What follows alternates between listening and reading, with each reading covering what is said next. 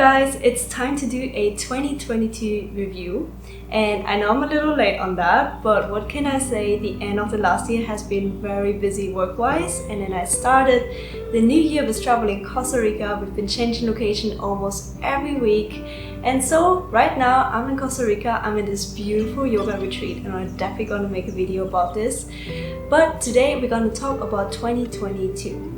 So I started the last year with going back to Puerto Vallarta in Mexico because last time I went I really enjoyed my time.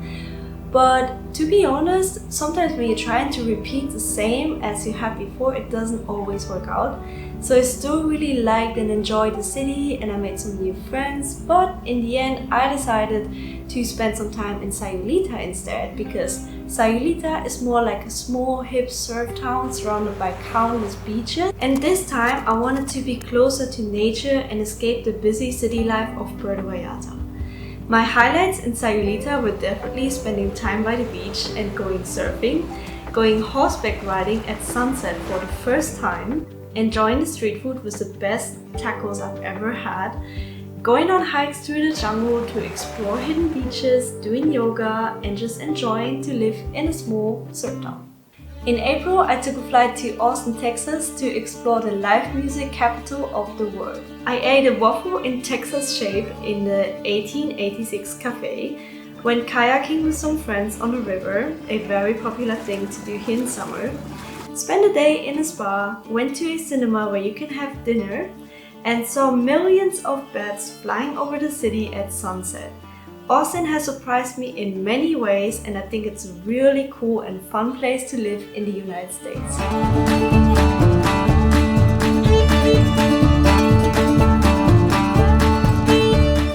I continued my travels by flying to San Francisco to see the famous Golden Gate Bridge. I got a hot chocolate at Ghirardelli Square, tried my first Irish coffee at Buena Vista, which I absolutely love, explored Fisherman's Wharf and watched seals at Pier 39. I continued exploring the city by visiting the old prison island Alcatraz to learn more about the history, and spent the next day visiting the famous Full House and walking to the Painted Ladies. And of course, I drove over the Golden Gate Bridge, which was even better than expected. I found a really cool viewpoint to see the bridge from another angle, and I went to Sausalito to explore that little town. My next destination was Los Angeles, and I was really excited to see it. I only had 2 evenings and 1 full day to explore it, so I decided to go to the Hollywood sign. Unfortunately, the lookout was closed, but I could still see it from far away. And I spent the rest of my day going for a walk at Venice Beach, having lunch at a beachside cafe, watching the skaters in the skate park, exploring Santa Monica Pier, and watching the sunset from a Ferris wheel. LA is definitely a city I want to go back to someday, because one day is definitely too short. After that, I took a flight to Portland, which was going to be the last city I'm visiting in the United States.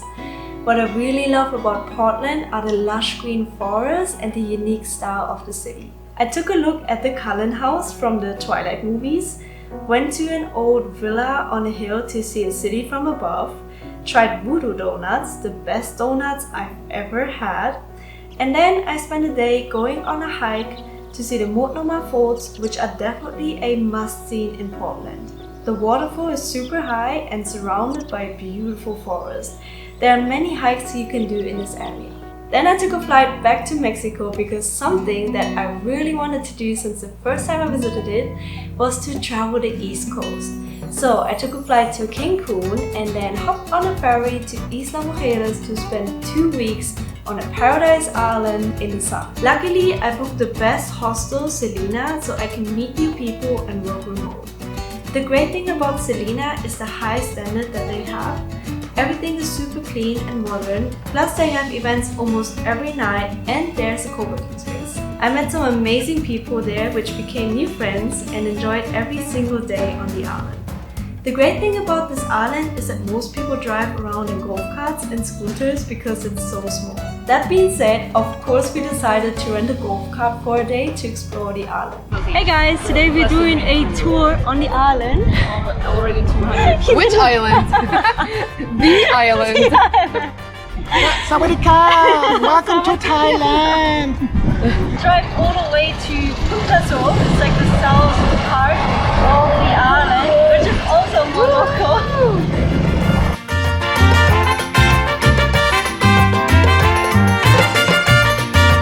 We went to Punta Sur, the southernmost point, ate delicious Mexican food, and went swimming at a sacred beach.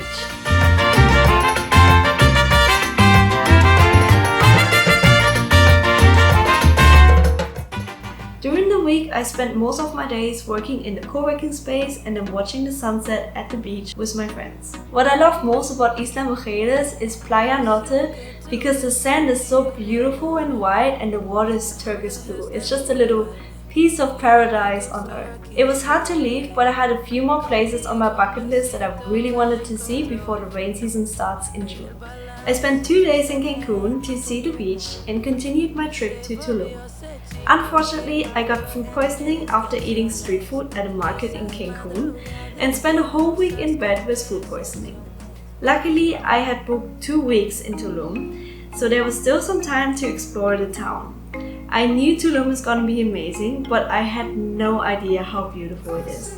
So Tulum basically consists of a town that is inland and one long street that is right by the beach. The town itself is a lot more affordable, but you will find most tourist attractions by the beach. The best thing you can do is to stay in the town of Tulum, just rent a scooter and then drive to the places that you want to see by the beach.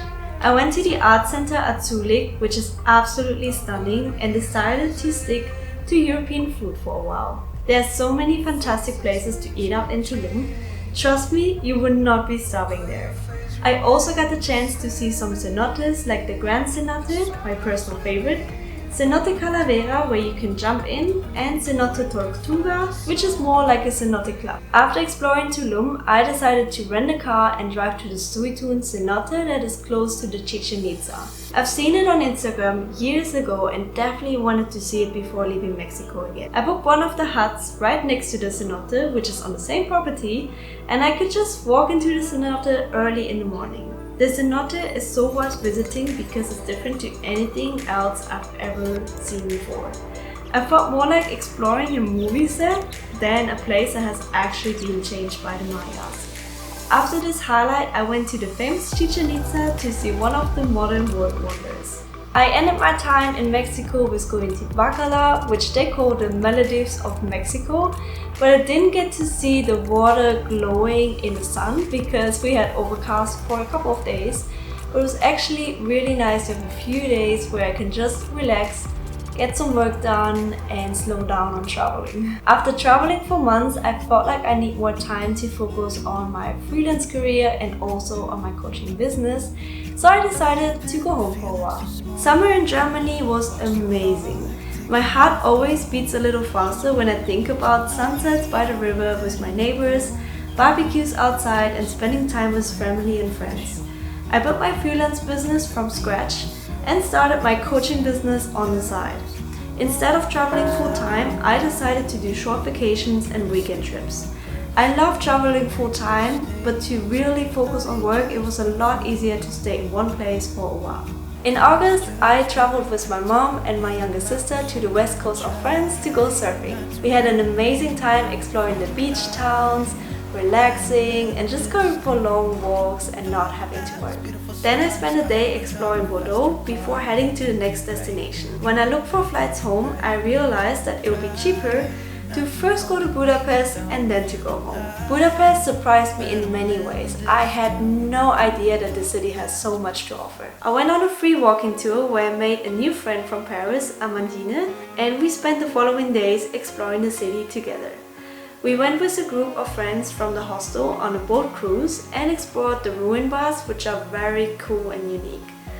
I went with some friends to the central market hall to try Hungarian food, explored the city center, sneaked with my friends into a fancy hotel to see the architecture, and enjoyed the city more with every day.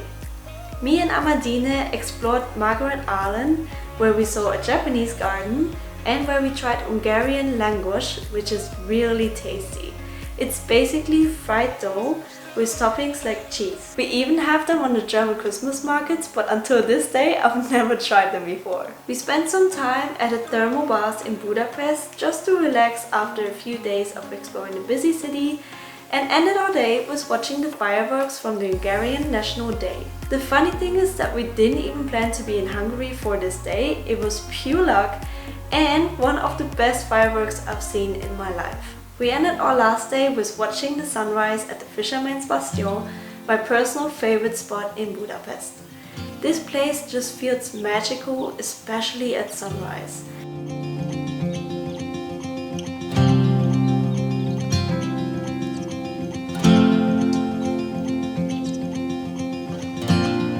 For me, it felt like one of these moments I will never forget because it was just so beautiful. I went back to Germany but couldn't wait too long for my next travel adventure, so I decided to visit a friend in Munich. We first met in Barcelona and stayed in touch since then. I was really excited to see my friend again and also to see the capital of Bavaria for the first time. It was pretty cold, but we had so much fun exploring the city, visiting the market and buying some Mediterranean food and drinking the famous beer in the Hofbräuhaus. Before heading back home, we went to the Starnberger See to go for a walk in the sun before saying goodbye. I continued my trip with traveling to Füssen, a cute little town, to see the Neuschwanstein Castle. I only had one day in Füssen, but I absolutely loved it. The houses are just so cute, there are cobblestone streets and you can see the Alps behind the town. I went on a hike to see the castle, found a secret lookout with my new friend from the hostel, and traveled back home feeling recharged and happy. In coaching, I like to ask my clients what makes your heart sing. And for me, obviously, one of the things that make my heart sing is traveling. I just love exploring new places and meeting new people. In November, I decided to visit my new friend Amandine in Paris for a weekend. Thanks to her, I got to see all of the most important tourist sites and some places only locals know. The weekend just felt magic and I loved every single minute of it. I've been to Paris before, but I was 15 years old, so I didn't remember everything. It was so much fun to visit the sites like the Eiffel Tower, the Louvre Museum, the Arc de Triomphe, Notre Dame, and so many more unique places I didn't even plan to visit. So we are in Montmartre and you can tell this street is so beautiful. Like the restaurants, they all look so pretty. I want to go in all of them and eat and drink wine.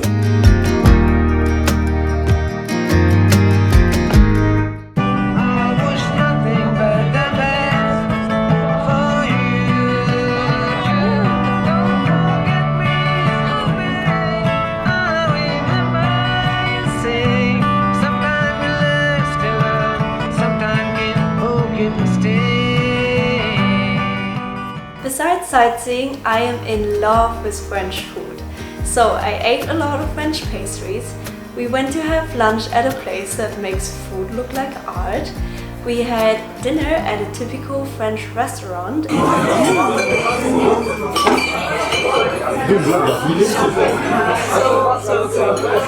And we went to a wine and cheese tasting, which was so good. I already tried the first one and it's so nice. It's like goat cheese and it's very soft. So good. So good. Of course, we watched the sunrise again at Trocadero to see the sun rising up behind the Eiffel Tower. Amandine just told me that I walk like a breeze now. because we are already late. So yeah, and we are always late. So not always. We walk very fast. Yeah. So she is a true Parisian. She walks fast. She gets the red hat. and she has the strike. This moment was just magnificent. Watching the sunrise while they turned on the fountains, there was somebody playing a violin, and there was a couple literally getting married in front of the Eiffel Tower. It was just mind-blowing. Okay, so we watched the sunrise here and we're actually so happy that we stayed longer because after like half an hour the fountain started and it was so beautiful. There's a wedding happening down there and there was somebody playing violin. It doesn't get much better than this. And we ended our weekend with watching the Eiffel Tower sparkling at night.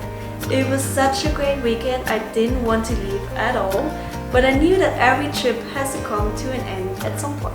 In December, me and Amandine decided to meet up for New Year's Eve, and we both knew we didn't want to be home, so we just looked at different places in Europe and spontaneously decided to fly to Vilnius, which is the capital of Lithuania. I was really curious to see Vilnius because I knew nothing about Lithuania before visiting it. Most people I talked to didn't even know where Vilnius is when I mentioned that I'm planning to visit it. This also means that Lithuania is not as touristy as other countries. So we met up in Vilnius and explored the whole city together. What I really loved about Vilnius are the cobblestone streets, colorful buildings, and that there's so much Christmas decoration. We visited several spots in the city before celebrating New Year's Eve at the Cathedral Square, which is the most popular place in Vilnius, and it was absolutely amazing. We ended up meeting some locals at a bar, had some drinks, and started the new year with big smiles on our faces.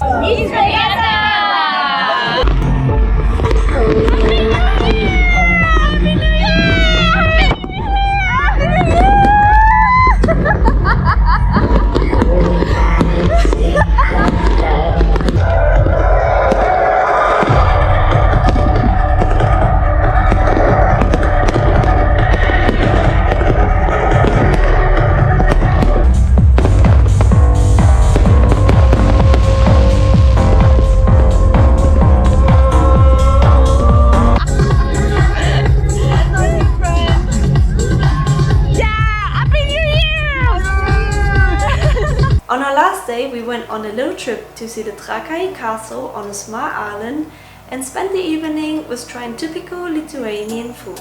So, our dinner is here. I got the curd cheese balls. And I got the beaver.